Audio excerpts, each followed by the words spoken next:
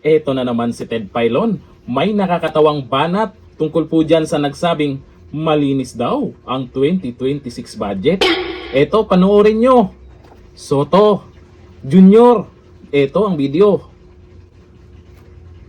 Ano po ang ating budget? Ang ating pong pag-aambag-ambagan mga kapatid ay 6.7 something trillion pesos. 793. Pinakamalaki sa kasaysayan po ng Pilipinas. Pero ang sabi ho naman po ng ating presidente, siya ba nagsabi nito? O may mga ibang nagsabi na ito raw po ang pinakamalinis na budget. Wow! Yan ang people-centered budget pa daw ito? Pinakamalinis na budget daw po sa kasaysayan ng Pilipinas. Talaga. So, ito lang po sa atin dito. Pinakamalinis na budget. Siguro maganda ihambing natin ito, mga kapatid, sa isang pinakamalinis na kubeta. Yun lang. Pinakamalinis na kubeta. Kubeta pong Maganda naman na dun mo na squeaky ihambing. clean. Oo. Kubeta, mga kapatid, na angkin tab. Kubeta, mga kapatid, na hindi makikitaan ng anumang pong madya o dumi sa kung saang sulok nito. Yan po, mga kapatid, ang pinakamalinis na kubeta. Oo. Ayos. Pero kubeta pa rin. Pero, hindi, pero kung ang gagamit ay baboy, Yun lang. ano ang mangyayari sa kubetang malinis? Mabababoy. Oh, di ba? Real talk po yan.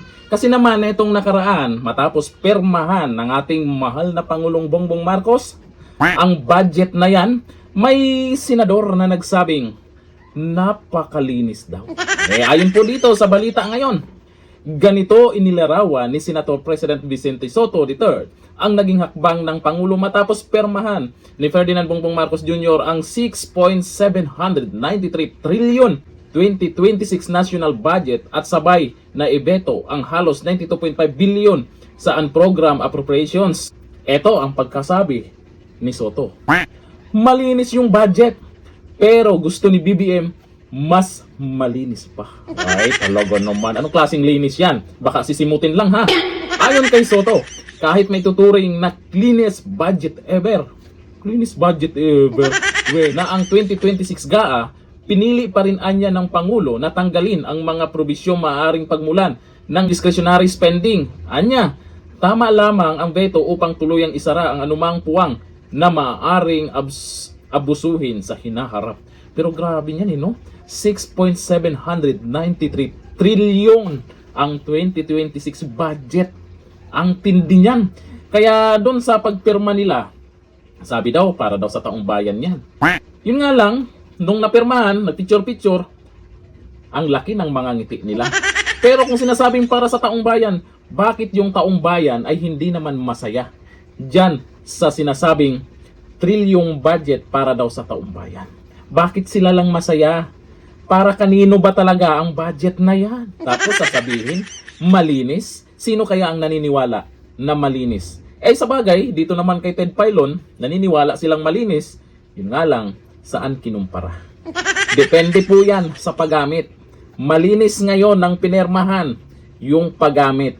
Saan pupunta yan? Pero ang galing talaga nito ni Sotto, no? Ang lakas ng loob na sabihing malinis. Malinis daw. Pero dito sa mga nag-comment, parang iba yung komento nila sa sinasabi po ni Sotto. Sabi ni Larry Sonidak, malinis na pala ang tawag nyo sa mga nangyayari ngayon. Corruption. Sabi ni Ayahay, pinagmamalaki nyo naman yan tapos pag pumalpak, hugas kamay na naman. O sasabihin na naman nila, wala kaming alam. Hindi namin alam yan. Sabi ni Gangi La Cantante, napakalinis ng budget dahil walang matitira. Malay natin kung gagamitin talaga nila sa maayos yan, sana. Kasi 2026. Pero dapat hindi pa rin natin makalimutan yung 2025 budget. Lalo na yung maanumalyang flood control project. Saan napunta yung pera? Sino yung dapat managot? Sabi ni Jeff McRae, dahil sa sobrang linis, wala ka nang makita. Kaya ghost lahat. Sabi ni BMG Force, simutin nyo ulit para malinis talaga. Ewan ko lang kung ang ibig sabihin po ni Sotto dyan sa napakalinis daw. Oo na, sige. Malinis talaga ha. Buti na lang, itong si Ted Filon. Simpleng banat lang, nakakatawa man, pero malaman. Ito na lang, thank you. Bye-bye.